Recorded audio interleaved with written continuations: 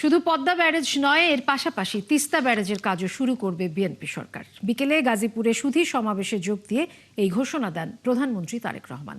তিনি বলেন, অনেকেই বড় বড় কথা বললেও বিএনপি জনগণকে দেয়া প্রতিশ্রুতি বাস্তবায়নে কাজ করছে। প্রাকৃতিক দুর্যোগের ফলে ক্ষয়ক্ষতি কমাতে একটি কার্যকরী ব্যবস্থা গড়ে তুলতেও কাজ করছে সরকার। মোহাম্মদ হোসেনের প্রতিবেদনে বিস্তারিত। বৈশ্বিক জলবায়ু পরিবর্তনের অভিঘাত মোকাবেলা ও দেশের দুর্যোগ ব্যবস্থাপনা শক্তিশালী করতে প্রধানমন্ত্রী তারেক রহমানের হাত ধরে যাত্রা শুরু হলো বিশেষায়িত প্রতিষ্ঠান জাতীয় দুর্যোগ ব্যবস্থাপনা গবেষণা ও প্রশিক্ষণ ইনস্টিটিউটের। দিনব্যাপী গাজীপুর সফরে দুপুরে টঙ্গীর ২৭-এ বিশেষায়িত প্রতিষ্ঠানের ভিত্তিপ্রস্তর স্থাপন অনুষ্ঠানে যোগ দেন প্রধানমন্ত্রী তারেক রহমান। ভিত্তিপ্রস্তর স্থাপন উদ্বোধন করে প্রধানমন্ত্রী ইনস্টিটিউট আঙ্গিনায় একটি তালগাছের চারা লাগান, পুকুরে ছাড়েন মাছের পোনা। পরে জাতীয় দুর্যোগ ব্যবস্থাপনা অধিদপ্তর ও দুর্যোগ ব্যবস্থাপনা ও ত্রাণ মন্ত্রণালয়ের আয়োজনে সুধী সমাবেশে যোগ দেন প্রধানমন্ত্রী তারেক রহমান।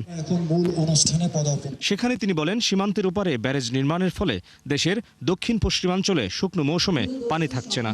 এই সংকট লাঘবে পদ্মা ব্যারেজের পাশাপাশি তিস্তা ব্যারেজেরও কাজ শুরুর প্রতিশ্রুতি দেন প্রধানমন্ত্রী। ইনশাল্লাহ এই বিএনপি সরকার পদ্মা ব্যারেজের কাজেও হাত দেবে, ইনশাল্লাহ তিস্তা ব্যারেজের কাজে হাত দেবে। ব্যারেজের মধ্যে আমরা পানি ধরে রাখবো, যখন বাড়তি পানি বর্ষার মৌসুমে যেই পানিটা আসে সেই পানিটি আমরা ধরে রাখতে পারবো, যাতে করে সেই পানিটি আমরা আমাদের মানুষের জন্য কাজে ব্যবহার করতে পারি, সেই পানিটিকে আমরা আরও যাবতীয় কাজে ব্যবহার করতে পারি। অনেকেই বড় বড় কথা বললেও বিএনপি সরকার জনগণের কাছে দেয়া প্রতিশ্রুতি বাস্তবায়নে কাজ করছে বলে জানান সরকার প্রধান। তারা হয়তো বড় বড় কথা বলেছে, গরম গরম কথা বলেছে, কিন্তু কাজ যদি কেউ করে থাকে, ডেলিভারি যদি কেউ করে থাকে, পরিস্থিতি যদি কেউ তৈরি করে থাকে, সেটা বিএনপি করেছে। ইনশাল্লাহ বিএনপি সেটা করবে।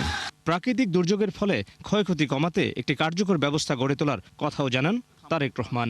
আসুন, দুর্যোগ কোনোটি হলে কিভাবে আমরা মানুষ এবং সম্পদকে রক্ষা করতে পারি, কিভাবে ক্ষয়ক্ষতি কমাতে পারি, নিজেকে কিভাবে রক্ষা করতে পারি, আরেকজনকে কিভাবে রক্ষা করতে পারি, কিভাবে মানুষের সম্পদ রক্ষা করতে পারি, আসুন সেটিই হোক আমাদের আজকের এই অনুষ্ঠানের শপথ। মোহাম্মদ হোসাইন, ৭১, গাজীপুর।